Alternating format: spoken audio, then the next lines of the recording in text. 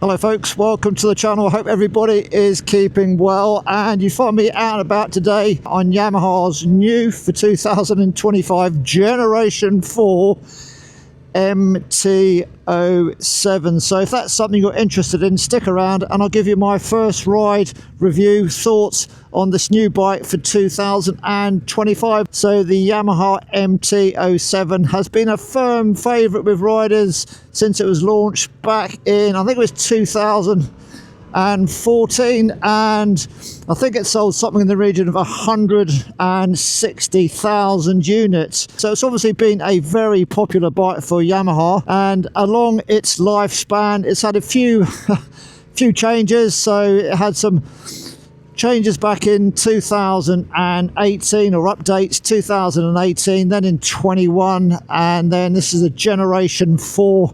So this is basically a new bike for 2025. So I've had the pleasure of actually riding quite a few of the Yamaha MT bikes.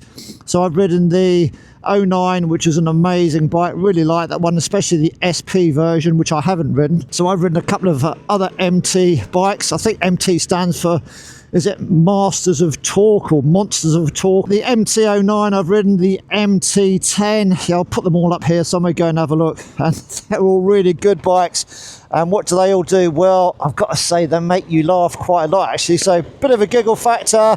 It's an engaging ride throughout the MT range. So I just wanted to see if the MT-07 is anything like the other MT bikes that I've ridden. Now, my nephew has had the MT-07. He had the Generation 1 version, which was the 2014-2015 model. That was a yellow one. I rode that.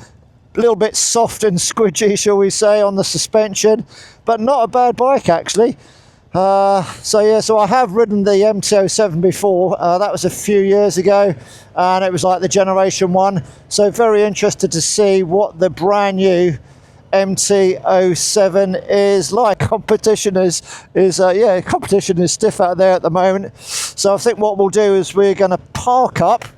We're going to do a quick walk around, go through what's new for 25, and then take it out for a bit of a ride. But before we do all of that, let's roll that intro.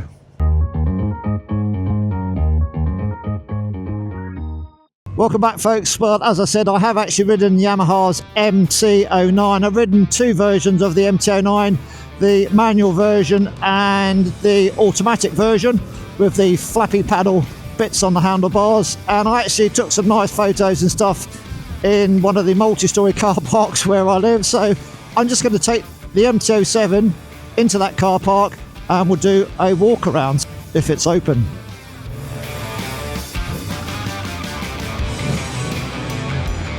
Whoa.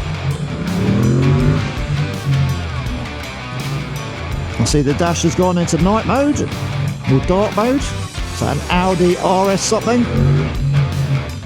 Doesn't sound as good as the MT-07. It's a fun bike. Need somewhere with a bit of sun.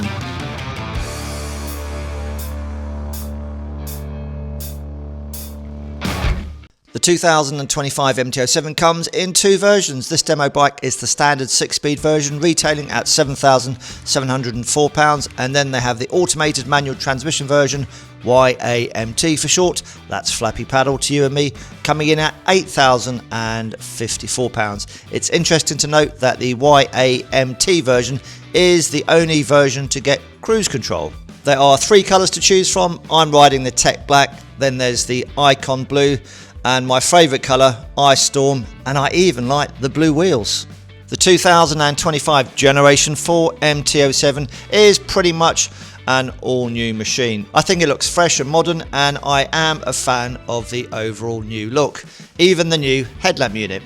This bike, fully fueled, weighs 183 kilograms, which is 1 kilogram less than the bike it replaces, even with all the new tech that it now has. So let's briefly go over the bike and see what's new. The wheels are now lighter, made using Yamaha's Spin Forge technology, and come wearing Dunlop Sport Max tyres. The frame has been heavily updated with a revised swing arm, and the headstock is the only item remaining unchanged from the previous model. For the first time on any MT-07, you now get inverted forks, which are 41mm from KYB and are non-adjustable. The rear shock absorber has been tweaked and it's adjustable for both preload and rebound. To slow the bike down, you now get another first for the MT-07 radial brakes, courtesy of dual 4-piston calipers, giving you stronger and more consistent braking power. And at the rear you have a Nissin caliper. The headlight unit is all new and I quite like it, and all the lights are LED. The main light comes on only when the engine is running. The front brake lever is adjustable for span, but the cable operated clutch lever is not. The riding position has been tweaked. The bars are now 18mm wider, 22mm lower and 9.3mm further back, and the foot pegs have been lowered by 10mm for increased legroom. The seat is now narrower at the front by some 25mm, allowing more riders to be able to use the 805mm seat height with ease. I'm 5'9", about 176 centimetres, and found the riding position to be comfortable, and I could flat foot the bike. The bike had a good lock and it was easy to manoeuvre. It's 183 kilograms, no problem. The seat comes in two pieces. The pillion seat is removed by firstly undoing the seat lock and then simply removing it. Under the seat, I would say there is space for a thin waterproof top or waterproof bottoms. There's also a small toolkit clipped onto the underside of the seat. The rider's seat is removed by firstly undoing these two pins using the Allen key in the toolkit, and then removing the cover before undoing the two screws which secure the seat.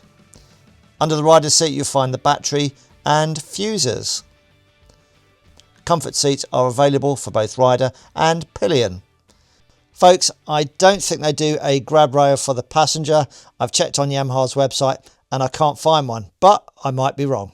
The fuel tank is a new design and holds 14 litres, and the fuel low warning light comes on when you have 2 litres remaining. We'll talk about the consumption and range later. You'll notice some cutouts in the tank, and they're there to amplify the sound from the induction roar to put an even bigger grin on your face as you open up the throttle from low down and feel the torque start to do its thing. The display is a 5-inch TFT, and with the free Yamaha My Ride app you can connect your phone to allow you to receive calls and messages. It won't allow you to make a call, and you must do that from the handset, but you can always use the voice command via your headset.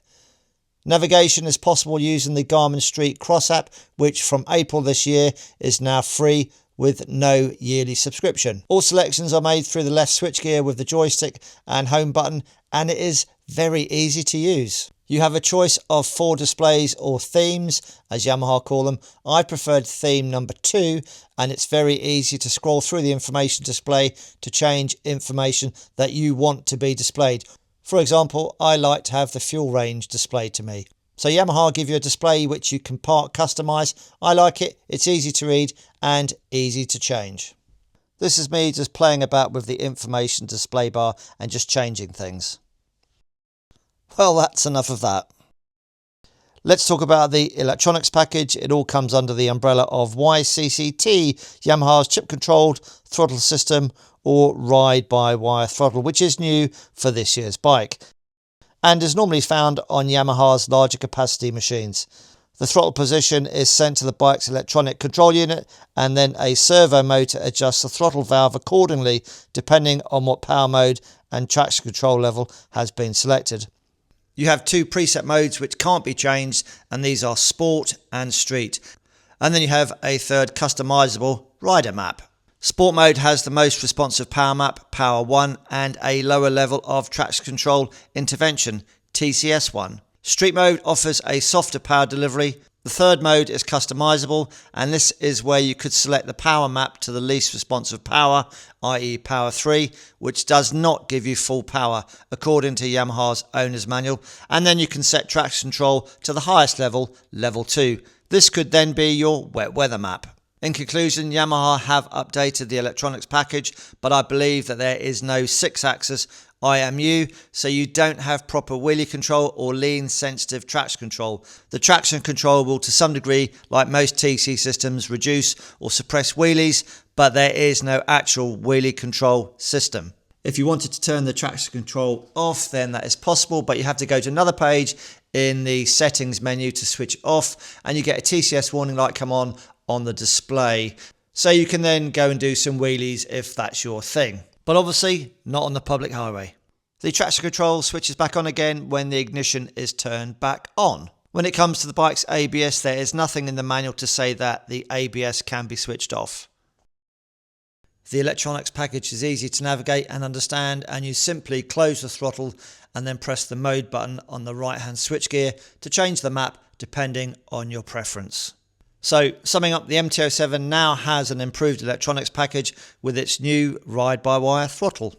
And then we have the jewel in the MT-07's crown, the 689cc CP2 cross-plane 2-cylinder engine, putting out 73 PS, 68 Nm of torque, or 72 horsepower with 50 foot-pounds of torque. Most importantly, usable from low down in the rev range. The engine has undergone several internal upgrades to enhance the riding experience. You now have an assist and slipper clutch for smoother down changes, a revised gearbox, and the engine is Euro 5 Plus compliant.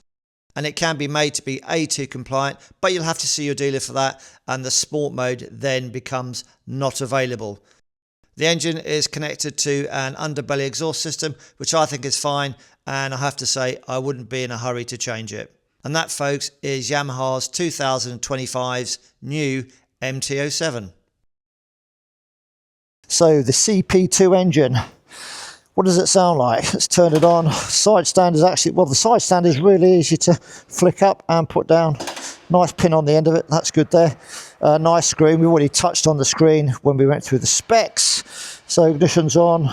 Do we have to pull the clutch in to start it? No. So there we go then. So how does it sound? Sounds all right actually. Obviously Euro 5 Plus compliant, so maybe things have been a little bit strangled, but seems to rev okay. Let's take it for a bit of a spin and get out of the car park. Woohoo! It's a new bike, 46 miles, and the gearbox is actually very pleasant to use. Not too much pressure on the foot, and it's nice positive selection. Yeah, very nice. And the clutch is nice and light, and I've got to say, slow speed manoeuvring, absolutely fine. And those brakes are very good. Yeah, the brakes are very nice. Nice and powerful, progressive, all the words that you want to use. And the rear brake, yep, it's good as well. But there's a nice bit of bite in there, bearing in mind it's only done 46 miles, so everything's still new. And yeah, the brakes, you'll have no problem with the brakes, even 2 up. Anyway, let's go for a ride. Let's see what the CP2 engine can do. If you are a new rider and you're going after your first big bike, then this is going to be fine for you. It's going to have enough oomph to it to have fun, but it's not going to scare you senseless. Please let me out. No, nobody's going to let me out. Thank you very much. Thank you. Cheers. Thank you. As we said, the controls very easy to operate. The clutch is nice and light, and the brakes are nice and powerful, but they're not going to cause you any surprises. Riding position, I think I would have already showed you the riding position. I'm 5'9", 86 kilos, and it suits me fine. Maybe if you're about 6 foot tall, it might be a little bit too big for you, possibly. Down the box, nice and smooth, not a problem. Throttle, and I'm in sport mode at the moment. Nice pickup there. And obviously the engine is still being run in, so I'm not going to thrash it. It's not my bike and I wouldn't do that anyway. Running in periods is 1,000 miles up to 600 miles. You can go up to 5,300 and then 6,300 after you've had the first service at 600 miles. So yeah, it's there's going to be plenty usable whilst you're running the bike in, and basically it says from the manual, don't spank it for prolonged periods of time, basically, so you can stretch the motor from mileage 0. I'm steaming up at the moment. The bars, nice width. I'm not overly stretched forward, it's more of a kind of upright position. Bearing in mind it is a naked bike, as they say. And the legs, nice position. My feet are forward of my hips, so it's I think it would be a comfortable place to be, but bear in mind this is just a first ride review. But if you've got one of these new bikes, make some comments in the comment section down below for other would-be purchasers to see what other people think of it. But yeah, I would say first ride, it's a very pleasant place to be. The seat is firm, but sometimes that is a good thing to have a firm seat rather than a soft seat. For 2025, Yamaha have done away with the cable throttle, so you've now got an electronic throttle. I'm in sport mode and the response is fine. No issues from that at all, actually. Even from low down, I won't go too slow with the cars behind me. But yeah, pickup is very nice. And then if you want to change mode, just on the right hand side, hit the mode button when you haven't got any throttle on, and it will go into the next mode. That's custom that I've selected, and I think I've got it in kind of the least power mode, so it's like a rain mode. Yeah, that's full throttle, and you can see it's a bit flatter. And then to street mode and sport mode. Just scrolling through, sport mode will give you full power, and I think if you go custom and then go for power 3, then that doesn't give you full power, so it is in effect a rain mode, shall we say. So that's the modes, and they're very simple to operate on the fly. You just have to make sure that you've dethrottled when you change, otherwise it won't change the modes. You could go into the settings, turn traction control off, the 2 levels of traction control, and I'm not sure what happens if you turn it off, come to a halt, turn the ignition off and back on again, whether it then resets to being on as a safety measure. I'll try that out very shortly. If I've forgotten, then I'll put something up here as we take the bike back. But it's all very, very simple to operate. So for a first big bike, you're not going to have any problems with getting to grips and being comfortable on Yamaha's MT-07. It's a nice place to be, actually. Vibration through the bars, tiny bit of vibration, nothing through the foot pegs, but I haven't been at the higher end of the rev range. Mirrors are okay. So talking about fuel consumption then, so we've got a 14 litre tank, and you should get officially 68 miles to the gallon, 4.1 litres per 100 kilometres. So it gives you a theoretical range of, I've forgotten what it is. I think I worked it out about 213 miles. Realistically, looking at this, it's averaging 50 miles to the gallon, so the tank 14 litres is just over 3 gallons, imperial gallons, so you're looking at about 150 miles, I would suspect, if you're giving it a bit of stick for real world usage. And then the reserve light will come on, fuel reserve light comes on when you've got 2 litres left, which is about 34 miles, so I reckon you got maybe 20 miles real world riding. That's just a total guess. 20 miles to find somewhere to fill up once that orange light comes on, depending on how accurate it is, obviously. So Yamaha, from the MT-09, which I rode several months ago, they've got these new indicators. Not sure whether I like them or not. Basically, they have 2 positions. The first position is like for the soft touch, so they just come on for 3 seconds when you want to change lanes quickly. You can kind of feel where it is, and it comes on for 3 seconds and then it goes off.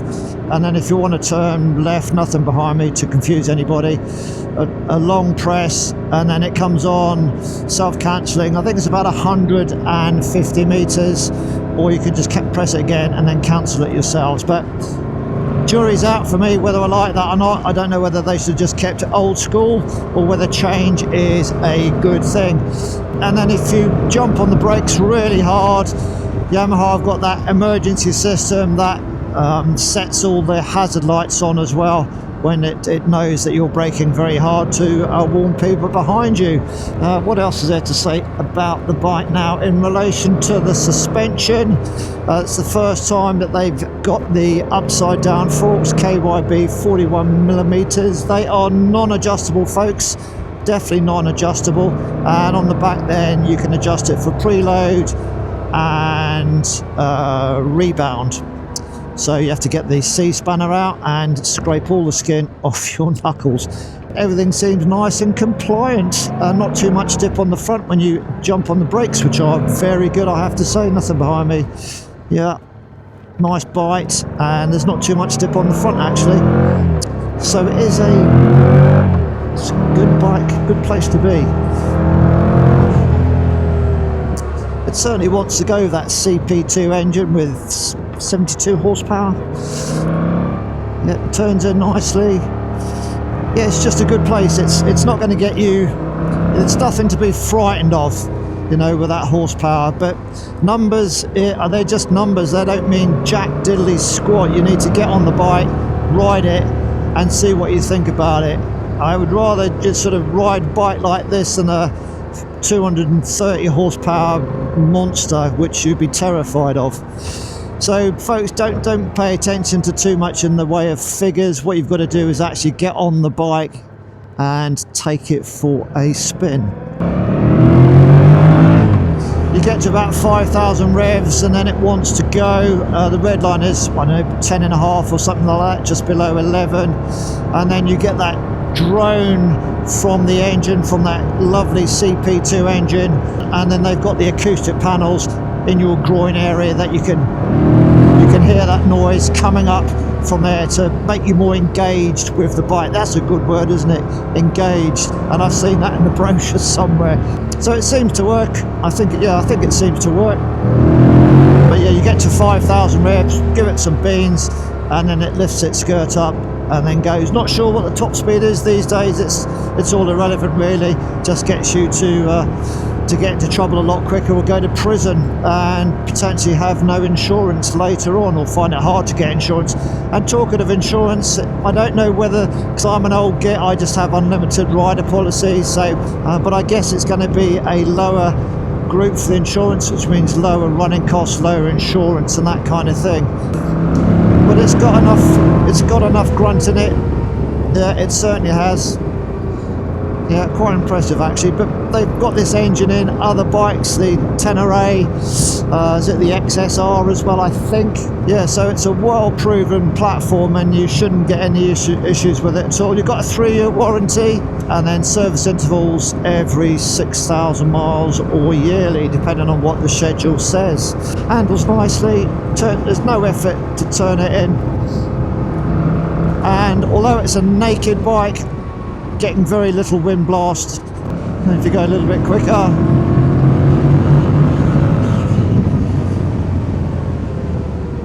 UK speeds, you won't have any problems, I don't think. I think it'd be a good place to be, even without any protection there on the front. You could quite happily sit at 60 miles an hour. Yeah, you have some. I'm going to say it's going to be a fun bike and an engaging bike as well, and I can just feel a little bit of vibration through the bars, but nothing more than that. Gearbox is nice, as we said earlier on, and the suspension is nice and compliant. They seem to have done a good job. Well done, Yamaha. I guess one of the benefits of the MT-07, it's been out for so many years now that there are a lot of accessories out there on the big world wide web for you to purchase for your machine, and obviously Yamaha no exception. They have got a load of stuff that you can throw at the bike. Would I spend $1,000 or so on an exhaust? Not really. I'd more than likely get a little screen on the front. I would more than likely get the quick shifter. I'll put the price up here of that. I think it's 200 odd pounds, and I would go for heated handlebar grips from Yamaha. Again, I'll put the prices of those up there. And then they do a variety of packs as well that you can throw on the bike depending on how big your wallet is. So there's always something to spend your hard-earned cash on. Oh, and that nice deep roar as you get the throttle going. And that electronic throttle is good. Talking of electronic throttle and all that kind of stuff, nice tree-lined road. Bizarrely, if you opt for the 6-speed manual gearbox, then you cannot get cruise control for this machine. I like cruise control, so do most people. Once you've had it, you don't really want to have a bike without it. But on the 6-speed gearbox manual, you cannot get cruise control. But if you go for the YAMT, Yamaha's automatic manual transmission, flappy paddle thing, then you can go for the cruise control.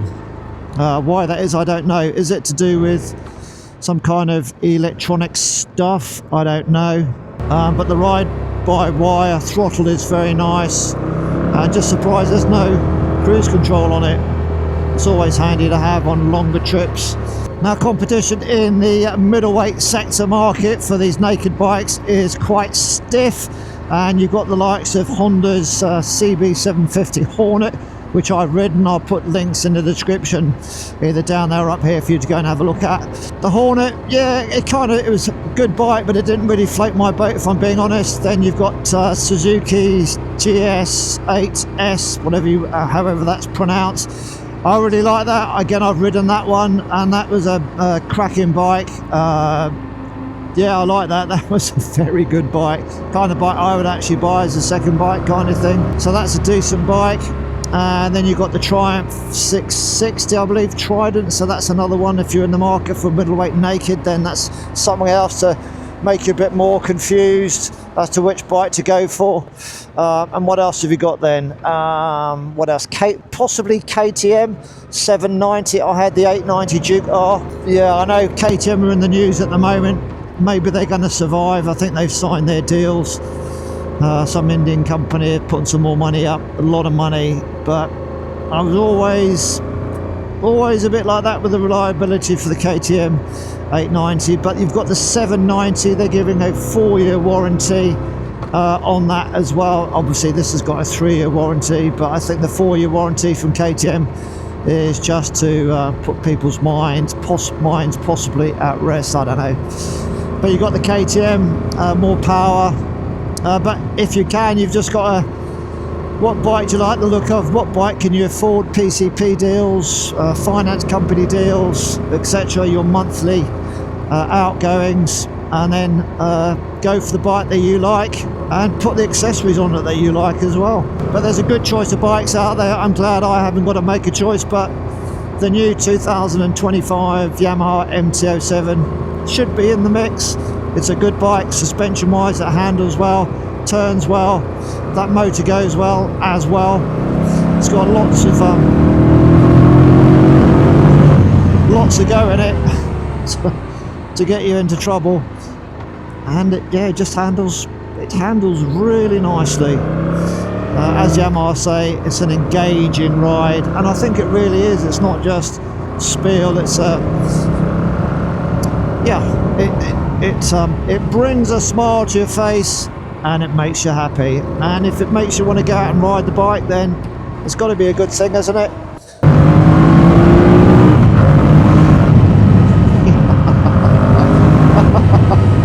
It certainly goes. It certainly goes. And I like it. So I think Yamaha have done a good job on the styling. It's fresh, and you don't have the overtake. No problems. Done a good job on the styling. It's nice and fresh. Yeah, nice job. I think they've done an excellent job.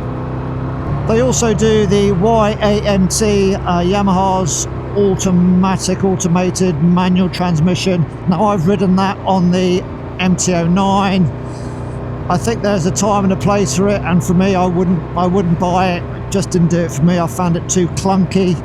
But I kind of get it, but I wouldn't go and put my money on that, and I'd be worried about second-hand sales as well. So for me, I'd pass on the YAMT, which is about another £300 more. It's not much, £300. It adds 3 kilos to the weight, so this is 183 kilos, and it feels nice and light. And the YAMT is 186 kilos, but nah. For me, I would pass on that. I would stick to the old manual bit. I think I'd try to get some hand guards as well, possibly.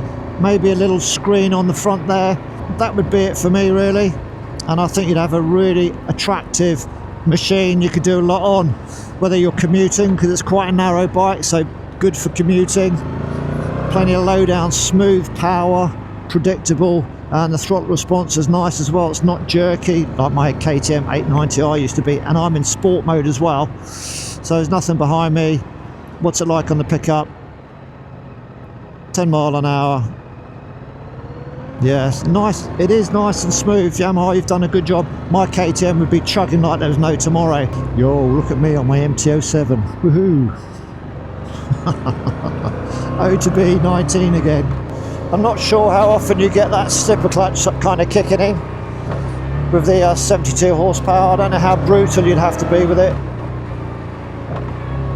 One thing I guess we could talk about is the quality of the finish on the MT-07. Now, it's always hard for somebody who hasn't had the bike to give a comment about the overall quality of finish. That's something you get to know once you've lived with a bike, but looking at the bike, I would say the overall quality is very good actually. And as we mentioned earlier, you get a 3-year warranty on the machine.